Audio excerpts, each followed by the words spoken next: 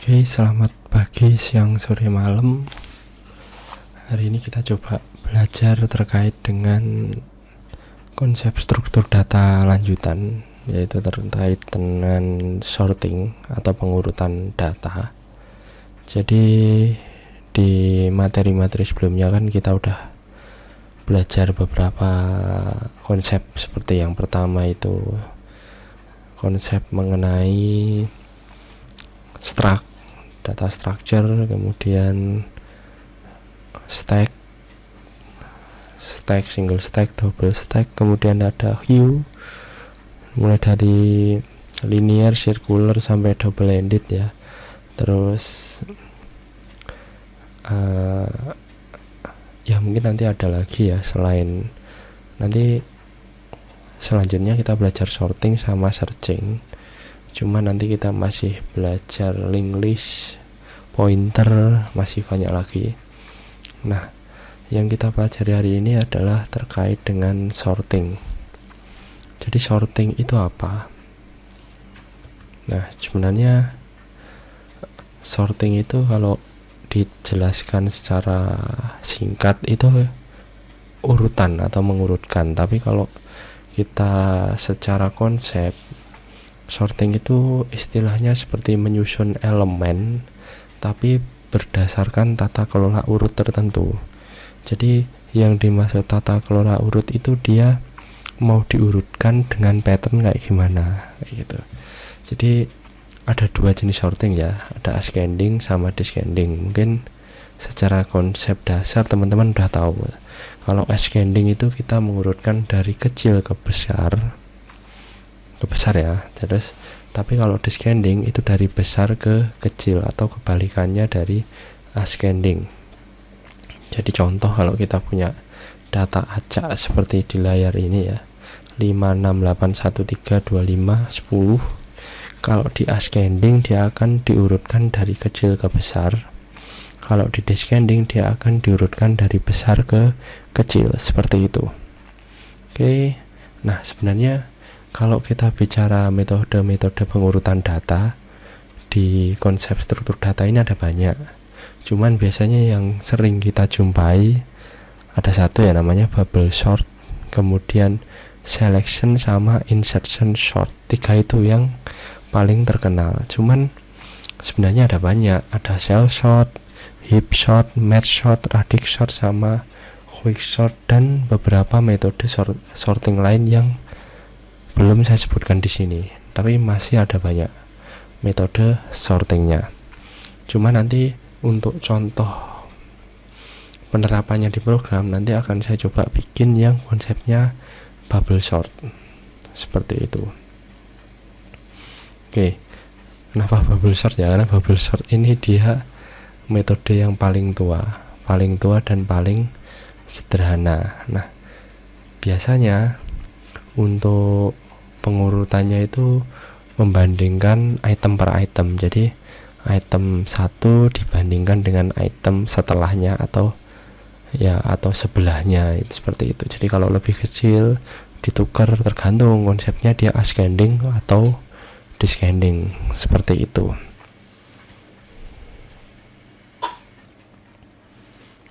Jadi karena bubble sort ini dia merupakan metode pengurutan paling tua ya, jadi nantinya kalau kalian googling itu akan banyak sekali contoh-contoh program ya yang terkait dengan pengurutannya menggunakan bubble sort, itu udah banyak. Jadi kalau kalian bingung mencarinya ya tinggal googling aja, karena banyak juga referensi yang terkait bubble sort, bahkan dengan contoh programnya, seperti itu. Tapi bukan masalah banyak atau enggaknya referensi ya, yang intinya itu yang penting kalian tahu secara konsep, kemudian tinggal menerapkannya dalam program itu seperti apa, kayak gitu. Oke, jadi kalau kita ilustrasikan bubble sort itu seperti ini. Jadi kita punya data yang enggak terurut, kita bandingkan dengan sebelahnya. Ini berhubung dia pakai ascending, jadi kalau sebelahnya lebih kecil akan di switch. Jadi yang kiri jadi ke kanan, kanan jadi ke kiri, itu kalau lebih kecil ya. Jadi ilustrasinya seperti yang ada di gambar ini.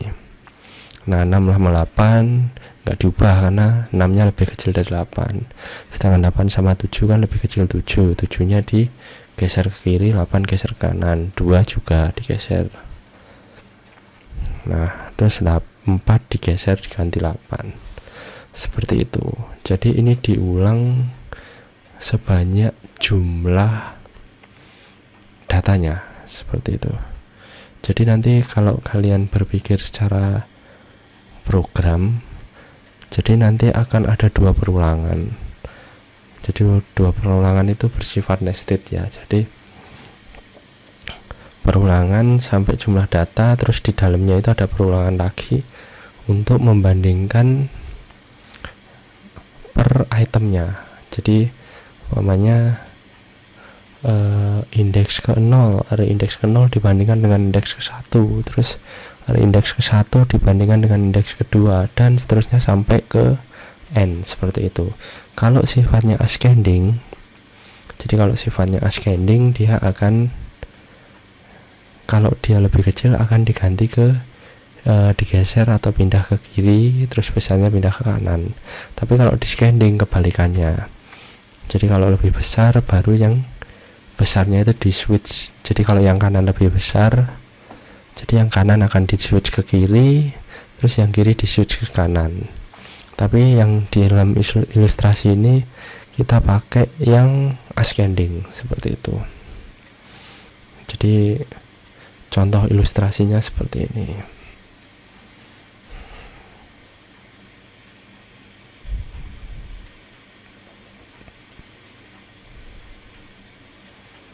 Nah kalau udah kita bandingkan, sudah nggak ada yang perlu di switch lagi, maka dia akan langsung otomatis terurut seperti ilustrasi ini. Oke, ini versi setelah terurutnya. Terus nah selain bubble sort, saya tadi udah menyebutkan 3 metode sorting yang sering digunakan. Selain bubble sort ada istilahnya selection sort. Selection sort ini seperti apa? Jadi dia itu sifatnya memilih elemen dengan nilai yang paling rendah, kemudian ditukar dengan elemen dari indeksnya atau istilahnya elemen ke i.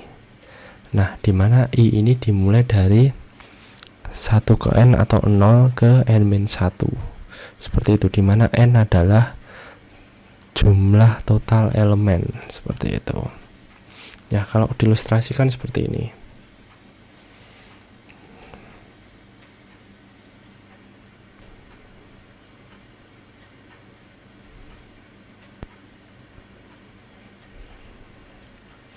Nah jadi kita cari yang paling kecil dulu, kemudian kita pindah, terus cari lagi yang kecil lagi, kita pindah ke istilahnya indeksnya keberapa, seperti itu. Ilustrasinya bisa dilihat di GIF yang saya tunjukkan di layar. Oke, jadi itu selection sort, intinya kita mencari, kalau ascending ya cari yang terkecil dulu, kalau descending cari yang paling besar terlebih dahulu baru dipindahkan ke depan, seperti itu. Nah selain selection sama bubble sort tadi, ada satu lagi yang cukup sering digunakan, yaitu namanya insertion sort. Nah insertion sort ini itu kita membagi pengurutannya, itu kita milah data. Jadi datanya dipilah kemudian dijadikan 2 bagian. Jadi yang sudah terurut sama yang belum terurut. Nah, jadi konsepnya seperti apa? Kayak gini. Nah, ini ilustrasi dari insertion sort.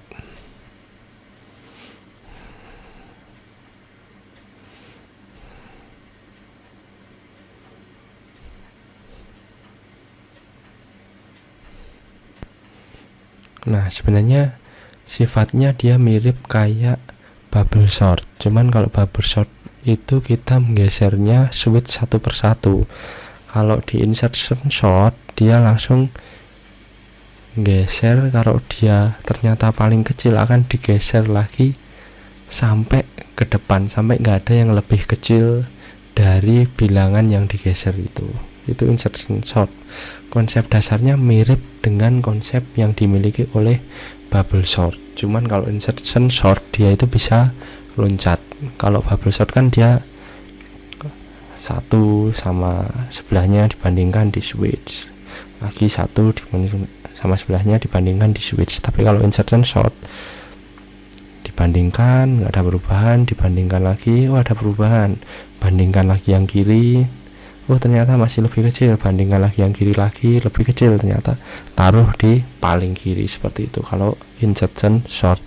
Untuk ilustrasinya teman-teman bisa lihat di GIF yang saya tampilkan ini gitu. Oke, itu terkait sorting ya. Jadi apa itu, teman-teman nggak perlu istilahnya itu boleh aja tidak memakai tiga metode ini, cuman metode yang sering digunakan atau dasarnya itu adalah tiga ini, yaitu insertion, bubble, sama selection sort. Cuman yang seperti saya sebutkan di awal, jadi banyak ya untuk metode ini yang bisa kalian gunakan khususnya untuk pengurutan data selain tiga metode yang saya sebutkan tadi.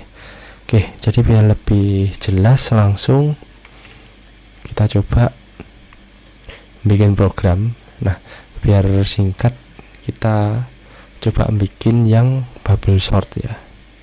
Bubble sort. Jadi saya udah bikin project nih, namanya sorting.cpp.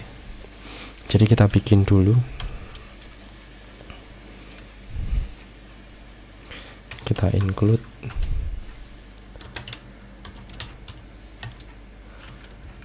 stream ya, terus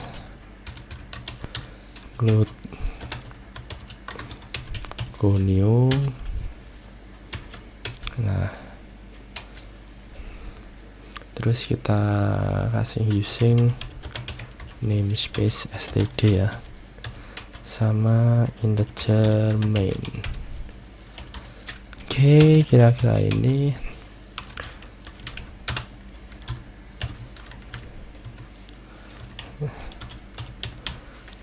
Kita coba bikin inputannya berupa angka ya.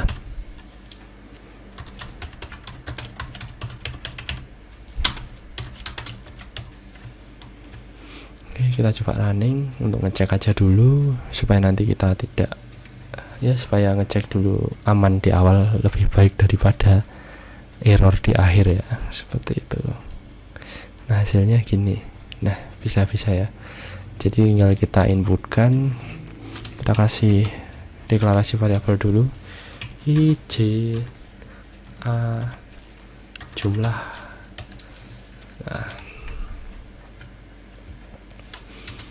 Nah, jumlah bilangan kita kasih cin cml ya. Terus kemudian kita kasih variabel array, umpamanya b100. Nah, b ini bilangan ya, mencerminkan bilangan. Jadi tinggal kita for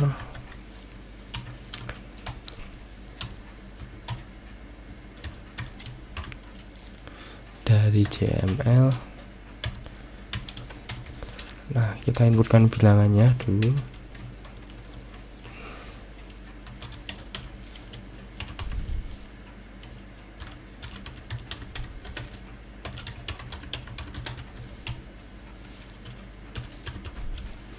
Plus 1 ya, ini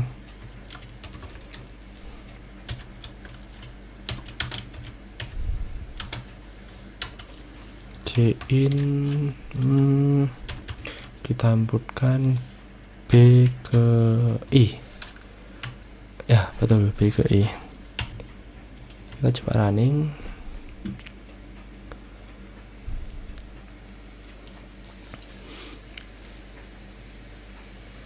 Oke, jumlah bilangan runningnya di sini ya ternyata.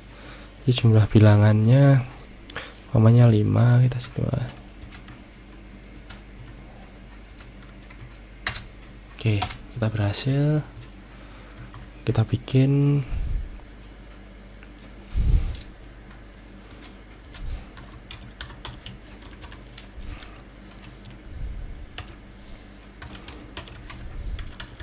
sebelum sorting kita cetak dulu ya. Sorting ini sama aja, tinggal kita cetak di sini. CI nya kita kasih C out, pisahnya kita kasih spasi. Oke, gini. Nah, jadi udah kita punya inputkan bilangan. Sebelum sortingnya udah bisa. Kita cek running dulu. Nah, runningnya umpamanya 4. Nah, oke, sebelum sortingnya udah jadi, tinggal kita bikin metode sortingnya. Nah, di sini kita pakai bubble sort ya.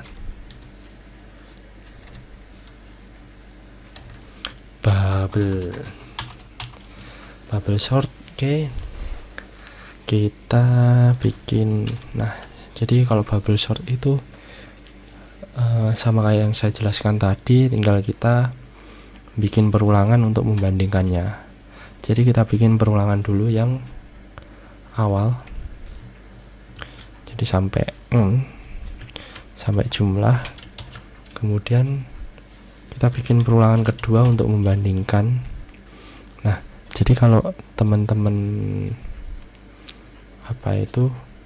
punya for-nya yang kita pakai J ya, J sama dengan 0, titik koma J lebih kecil jumlah min 1. Nah, kenapa min 1? Saya jelaskan habis ini. J++. Oke. Nah, kenapa min 1? Jadi kalau ini saya ilustrasikan di sini langsung aja. Jadi kalau kita punya data 2, 3, 4. Nah, jadi kenapa? Ketika kita bandingkan 2 dengan 3, 2 ini adalah indeks ke 0 ya. 0, 1, 2, 3, 4. Nah, jadi kalau jumlahnya 5, ketika kita bandingkan dengan 3 bisa, kita bandingkan dengan 5 bisa, 4 bisa, 4 kita bandingkan dengan 2. Nah, ketika di titik terakhir ini, di titik ini kita udah nggak bisa membandingkan lagi dengan sebelahnya karena habis. Maka dari itu membandingkannya itu hanya sampai ke 4 dibandingkan dengan 2, ya kan. 2 sudah nggak bisa dibandingkan dengan sebelah kanannya karena dia merupakan nilai terakhir dari array.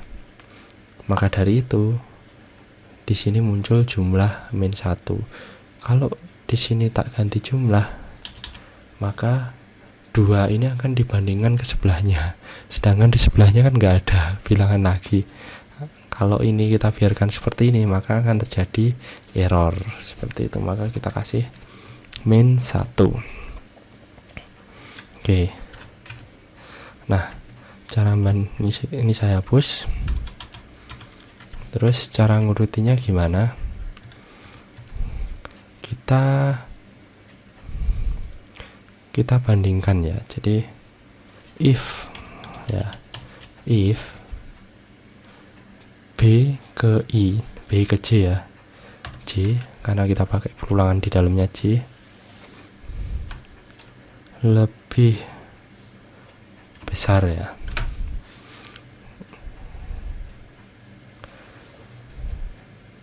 lebih besar dari kanannya, istilahnya B ke J lebih besar dari kanannya.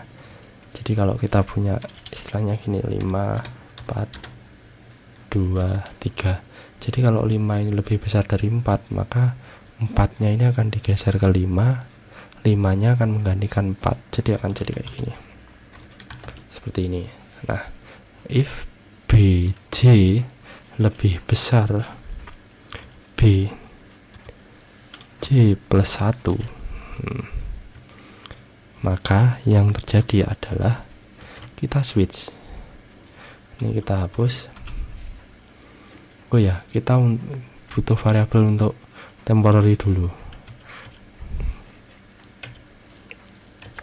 Nah, di sini kan kita udah punya variabel A, kita pakai aja A. Jadi untuk nyimpen salah satu variabel ini biar nggak hilang ketika ditumpuk. Jadi A sama dengan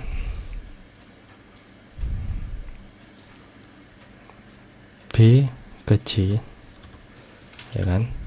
Terus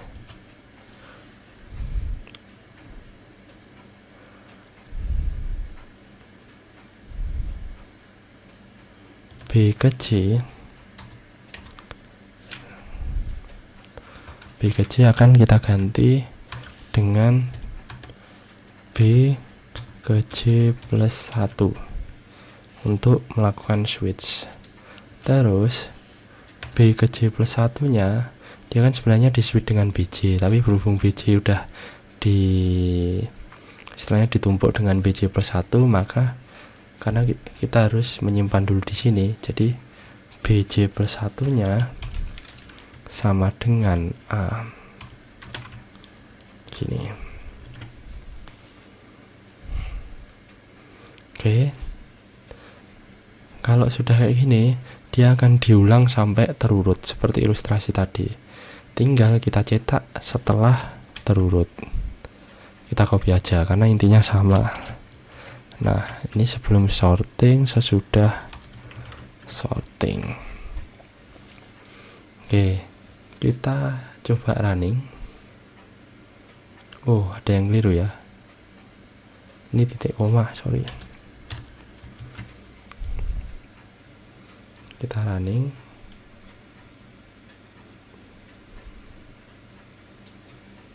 Oke, running.